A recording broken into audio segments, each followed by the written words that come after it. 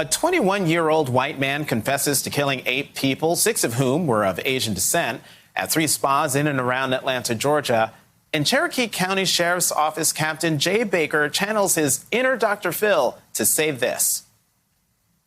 This is still early, but he does claim that it was not racially motivated. He apparently has an issue, what he considers a sex addiction, and sees these locations as something that allows him to go to these places, and it's a temptation for him that he wanted to eliminate. He was pretty much fed up and kind of at the end of his rope, and yesterday was a really bad day for him, and this is what he did. A really bad day for him. Not racially motivated? Child, please. When 6 of the 8 people, again, killed by a white man were of Asian descent, that claim seriously strains credulity, especially after a year in which discrimination and violence against Asian Americans have skyrocketed, thanks in part to Donald Trump and others who described the coronavirus pandemic in racist terms. A study released this week by Stop AAPI Hate shows the impact. Between March 19th, 2020 and February 28th of this year, the group reports 3,795 instances of discrimination ranging from verbal harassment to physical assault.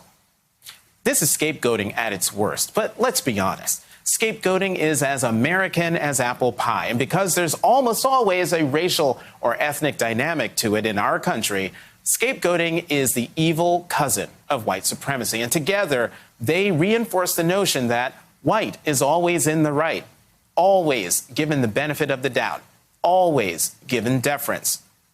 Therefore, the lives of the Asian victims in the Atlanta area are ignored, while the emotions and feelings of the white man who confessed to killing them are given due consideration. And as a black man in America, I want to know this. How does a white mass shooter seem to always get captured without incident? The Atlanta spa shooting suspect was nabbed by the cops without incident. The mass shooter at Marjory Stoneman Douglas High School in Parkland, Florida in 2018 was caught without incident. When the arresting officer first saw the 19-year-old, he told the Washington Post, quote, he looked like a typical high school student.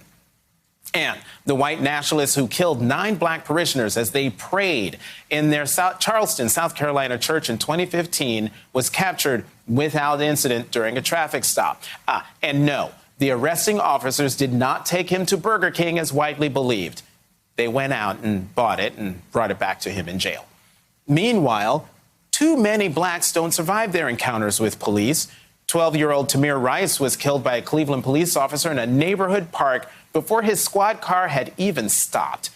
The world watched the waning life of 46-year-old George Floyd under the knee of a Minneapolis police officer who was so blasé about the whole thing that he put his hand in his pocket during the cell phone recorded horror. The justification in such killings is often that the police feared for their lives. But Tamir Rice had a toy gun and was threatening no one.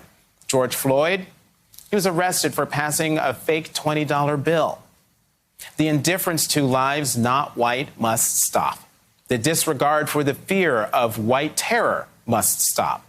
And the lonely suffering in silence by those not white must stop. In an op-ed last week for the Washington Post, novelist Alifair Brooke wrote, because people in power see us as either model minorities or the permanent foreign subservient class, they assume we won't make noise, that we won't fight back, and that we have no allies to stand up for us. That isn't a safe assumption anymore. As we saw in the aftermath of the killing of George Floyd last year, the gorgeous mosaic that is America took to the streets to protest against injustice and inhumanity. The national uproar over the murder of Zhao Zhitan, Dao Yo Feng, Soon Chung Park, Hyun Chung Grant, Young A.U., Suncha Kim, Delania Yan, and Paul Andre Michaels is evidence that the spirit endures. We must not be cowed by the terror unleashed by white men drowning in the deep end of racism, xenophobia, and misogyny. We must not be cowed by those who want to change the subject or lay blame elsewhere. And we must not let fellow Americans of Asian descent think for 1 minute they're alone. They're not. We're in this fight together. I'm Jonathan Capehart, and this has been The Sunday Show. Hey, thanks for watching our YouTube channel. You should know that you can follow today's top stories and breaking news and catch up on your favorite MSNBC shows all in one place. Download the NBC News app today.